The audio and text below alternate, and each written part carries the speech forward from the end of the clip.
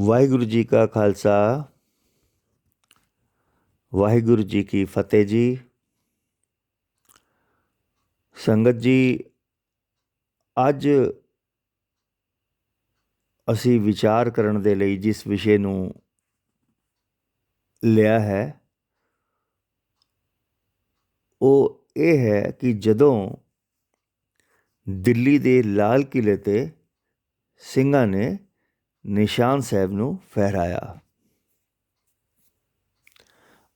ਅੱਜ ਦੇ ਸਮੇਂ ਦੇਸ਼ ਦੇ ਵਿੱਚ ਪਸਰੇ ਹੋਏ ਮਾਹੌਲ ਨੂੰ ਵੇਖਦੇ ਹੋਏ ਇਸ ਵਿਸ਼ੇ ਦਾ ਜੋ ਇਤਿਹਾਸ ਹੈ ਉਸ ਨੂੰ ਜਾਣਨਾ ਸਾਡੇ ਲਈ ਬਹੁਤ ਜ਼ਰੂਰੀ ਹੈ।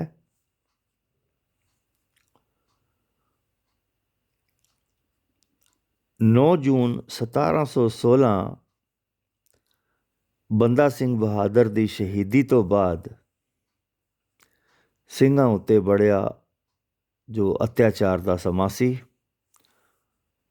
ਮੁਗਲ ਰਾਜ ਸਿੱਖਾਂ ਨੂੰ ਪੂਰੀ ਤਰ੍ਹਾਂ ਨਸ਼ਟ ਕਰਨ 'ਤੇ ਤੁਲਿਆ ਹੋਇਆ ਸੀ।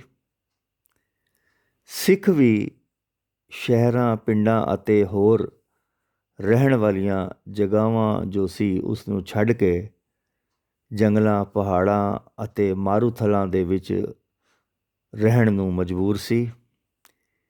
ਸੰਗਤ ਜੀ, ਇਹ ਹੀ ਉਹ ਸਮਾਂ ਸੀ ਜਦੋਂ ਸਿੱਖਾਂ ਨੇ ਆਪਣੇ ਬੰਦ ਕਟਵਾਏ, ਆਰਿਆਂ ਨਾਲ ਚਿਰਵਾਏ ਗਏ ਅਤੇ ਚਰਖੜੀਆਂ 'ਤੇ ਚੜਾਏ ਗਏ।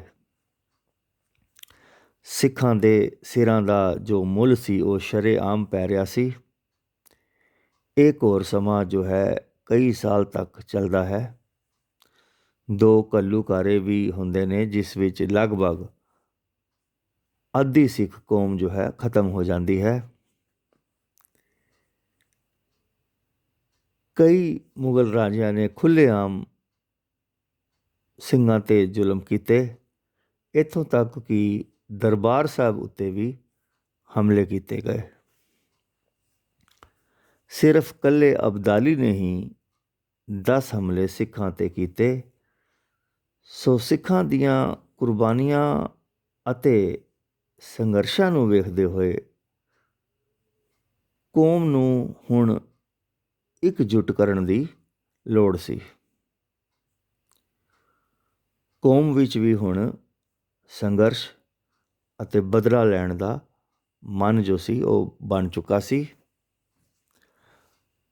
ਪਰ ਸਿੱਖ ਬਹੁਤ ਹੀ ਛੋਟੇ ਜਥਿਆਂ ਦੇ ਵਿੱਚ ਵੰਡੇ ਹੋਏ ਸੀ। ਸੋ ਹੁਣ ਦਲ ਖਾਲਸਾ ਹੋਂਦ ਵਿੱਚ ਆਂਦਾ ਹੈ। ਜੱਸਾ ਸਿੰਘ ਆਹਲੂਵਾਲੀਆ ਜੋ ਇੱਕ ਬਹੁਤ ਸ਼ੂਰਵੀਰ ਅਤੇ ਬਹਾਦਰ ਸਿੱਖ ਸੀ, ਉਸ ਨੂੰ ਇਸ ਦਲ ਦਾ ਮੁਖੀਆ ਬਣਾ ਦਿੱਤਾ ਜਾਂਦਾ ਹੈ। ਫਿਰ ਇਸ ਵਿਖਰੀ ਹੋਈ ਕੌਮ ਦੇ ਵਿੱਚ ਇਹ ਇੱਕ ਬਹੁਤ ਹੀ ਵੱਡੇ ਨਾਇਕ ਬਣ ਕੇ ਉਭਰਦੇ ਨੇ। ਉਹਨਾਂ ਨੇ ਬਹਾਦਰੀ ਅਤੇ ਨਿਡਰਤਾ ਦਾ ਇੱਕ ਨਵਾਂ ਇਤਿਹਾਸ ਰਚਿਆ। ਇਸ ਨਾਜ਼ੁਕ ਸਮੇਂ ਦੇ ਵਿੱਚ ਉਹਨਾਂ ਨੇ ਸਿੱਖ ਕੌਮ ਦੀ ਬੜੀ ਚੰਗੀ ਤਰ੍ਹਾਂ ਅਗਵਾਈ ਕੀਤੀ ਅਤੇ ਫਿਰ ਸਿੱਖ ਜ਼ੁਲਮ ਵੀ ਸਹਾਰਦੇ ਗਏ ਅਤੇ ਨਾਲ ਸੰਗਠਿਤ ਵੀ ਹੁੰਦੇ ਗਏ ਅਤੇ ਆਪਣੀ ਬਹਾਦਰੀ ਵੀ ਵਿਖਾਉਂਦੇ ਗਏ। ਸਿੱਖਾਂ ਨੇ 1764 ਦੇ ਵਿੱਚ ਫਿਰ ਇਕੱਠੇ ਹੋ ਕੇ ਸਭ ਤੋਂ ਪਹਿਲਾਂ ਉਹਨਾਂ ਨੇ ਸਰਹੰਦ ਨੂੰ ਫਤਿਹ ਕੀਤਾ ਅਤੇ ਫਿਰ ਕਾਂਗੜਾ, ਮੁਲਤਾਨ ਅਤੇ ਅਟਕ ਨੂੰ ਵੀ ਆਪਣੀ ਜਿੱਤ ਲਿਆ ਔਰ ਉਸ 'ਤੇ ਆਪਣੀ ਜਿਹੜੀ ਹੈ ਹਕੂਮਤ ਜਿਹੜੀ ਹੈ ਉਹ ਕਾਇਮ ਕਰ ਲਈ। ਸੋ ਹੁਣ ਉਹਨਾਂ ਦੀ ਜੋ ਨਜ਼ਰ ਹੈ ਉਹ ਦਿੱਲੀ ਵੱਲ ਸੀ। ਸਿੱਖ ਮਿਸਲਾਂ ਦੇ ਸਰਦਾਰ ਬਘੇਲ ਸਿੰਘ ਤੇ ਜੱਸਾ ਸਿੰਘ ਰਾਮਗੜੀਆ ਅਤੇ ਉਹਨਾਂ ਦੇ ਨਾਲ ਕੁਝ ਹੋਰ ਸਿੱਖਾਂ ਨੇ ਦਿੱਲੀ ਦੇ ਚਾਰੋਂ ਤਰਫ ਆਪਣੇ ਪੈਰ ਜਮਾਣੇ ਸ਼ੁਰੂ ਕਰ ਦਿੱਤੇ। 1778 ਦੇ ਵਿੱਚ ਸਿੱਖਾਂ ਅਤੇ ਮੁਗਲਾਂ ਦੇ ਵਿੱਚ ਇੱਕ ਬਹੁਤ ਭਿਅੰਕਰ ਯੁੱਧ ਹੁੰਦਾ ਹੈ, ਜਿਸ ਵਿੱਚ ਮੁਗਲਾਂ ਦੀ ਕਰਾਰੀ ਹਾਰ ਹੁੰਦੀ ਹੈ ਅਤੇ ਸਿੱਖਾਂ ਦੀ ਜਿੱਤ। ਇਸ ਜਿੱਤ ਤੋਂ ਬਾਅਦ ਸਿੱਖਾਂ ਨੇ ਦਿੱਲੀ ਦੇ ਵਿੱਚ ਕਈ ਮੁੱਖ ਸਥਾਨਾਂ 'ਤੇ ਆਪਣਾ ਕਬਜ਼ਾ ਜੋ ਹੈ ਕਰਨਾ ਸ਼ੁਰੂ ਕਰ ਦਿੱਤਾ ਅਤੇ ਦਿੱਲੀ ਵਿੱਚ ਉਹਨਾਂ ਨੇ ਇੱਕ ਬਹੁਤ ਵੱਡੀ ਛਾਵਨੀ ਵੀ ਬਣਾ ਲਈ, ਜਿੱਥੇ ਜੰਗੀ ਸਿੰਘ ਰਹਿੰਦੇ ਸੀ। ਉਸ ਨੂੰ ਅੱਜ ਸੰਗਤ ਜੀ 30 ਹਜ਼ਾਰੀ ਦੇ ਨਾਮ ਨਾਲ ਜਾਣਿਆ ਜਾਂਦਾ ਹੈ।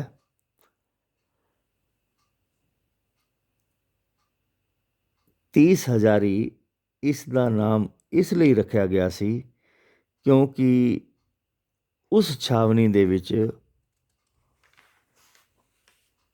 ਉਸ ਵੇਲੇ ਕੋਈ ਕਰੀਬ 30,000 ਸਿੱਖ ਸੀ। ਅੱਜ ਇਸ ਜਗ੍ਹਾ 'ਤੇ 30 ਹਜ਼ਾਰੀ ਕੋਟ ਸਥਿਤ ਹੈ। ਇਹ ਜਗ੍ਹਾ ਪਹਿਲੇ ਸਿੱਖਾਂ ਦੀ ਛਾਵਨੀ ਹੁੰਦੀ ਸੀ। ਫਿਰ ਸਿੱਖਾਂ ਨੇ ਉਸੇ ਦਿਨ ਹੀ ਮਾਲਕਗੰਜ, ਸਬਜ਼ੀ ਮੰਡੀ ਅਤੇ ਮੁਗਲਪੁਰ ਨੂੰ ਵੀ ਜਿੱਤ ਲਿਆ। ਉਸ ਵਕਤ ਇਹ ਦਿੱਲੀ ਦੇ ਪ੍ਰਮੁੱਖ ਸਥਾਨ ਹੁੰਦੇ ਸੀ। ਮੁਗਲਾਂ ਦੇ ਰਾਜੇ ਨੇ ਸਿੱਖਾਂ ਨੂੰ ਰੋਕਣ ਦੀ ਬਹੁਤ ਕੋਸ਼ਿਸ਼ ਕੀਤੀ, ਪਰ ਕਾਮਯਾਬੀ ਨਾ ਮਿਲੀ ਅਤੇ ਫਿਰ ਸਿੱਖਾਂ ਨੇ ਅਜਮੇਰੀ ਗੇਟ ਉੱਤੇ ਵੀ ਆਪਣਾ ਕਬਜ਼ਾ ਕਰ ਲਿਆ। ਸੋ ਹੁਣ ਮੁਗਲਾਂ ਦੇ ਵਿੱਚ ਪੂਰੀ ਤਰ੍ਹਾਂ ਦਿੱਲੀ ਦੇ ਵਿੱਚ ਇੱਕ ਮਾਤਮ ਦਾ ਮਾਹੌਲ ਬਣ ਗਿਆ।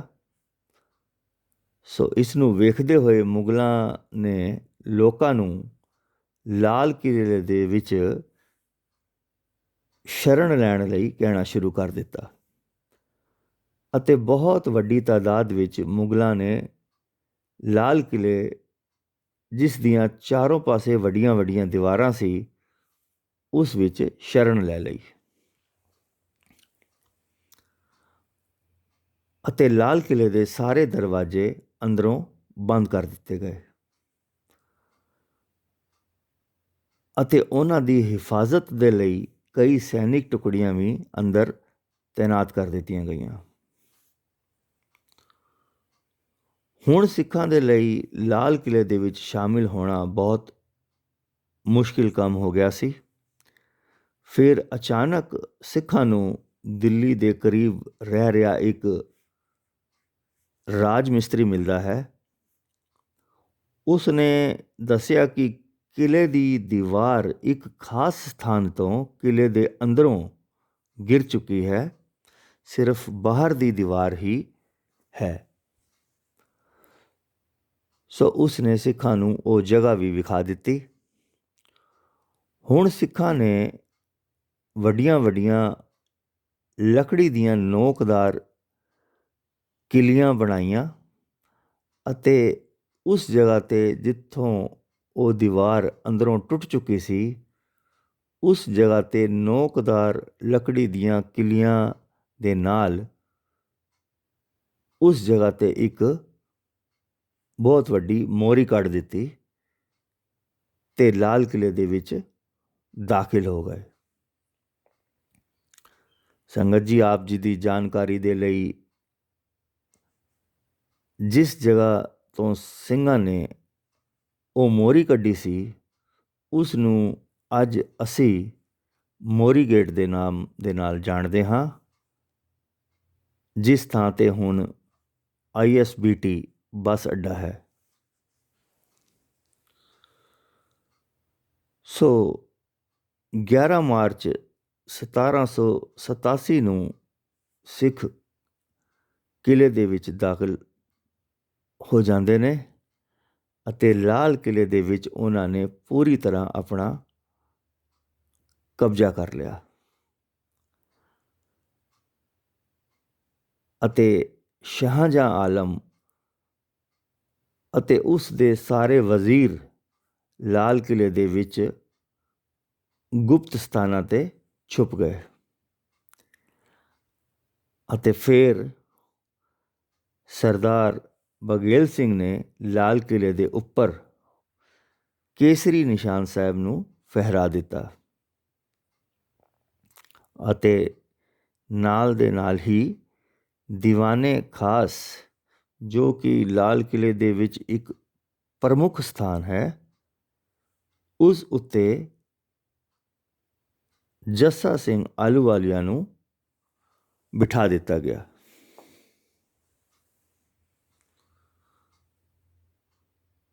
ਸੰਗਤ ਜੀ, ਇਹ ਸੀ ਸਿੰਘਾਂ ਦੁਆਰਾ ਲਾਲ ਕਿਲ੍ਹੇ ਨੂੰ ਫਤਿਹ ਕਰਨ ਦਾ ਇਤਿਹਾਸ।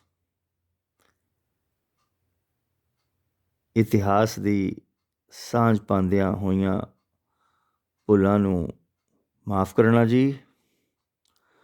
ਬੋਲੇ ਸੋ ਨਿਹਾਲ, ਸਤਿ ਸ਼੍ਰੀ ਅਕਾਲ। ਵਾਹਿਗੁਰੂ ਜੀ ਕਾ ਖਾਲਸਾ, ਵਾਹਿਗੁਰੂ ਜੀ ਕੀ ਫਤਿਹ ਜੀ।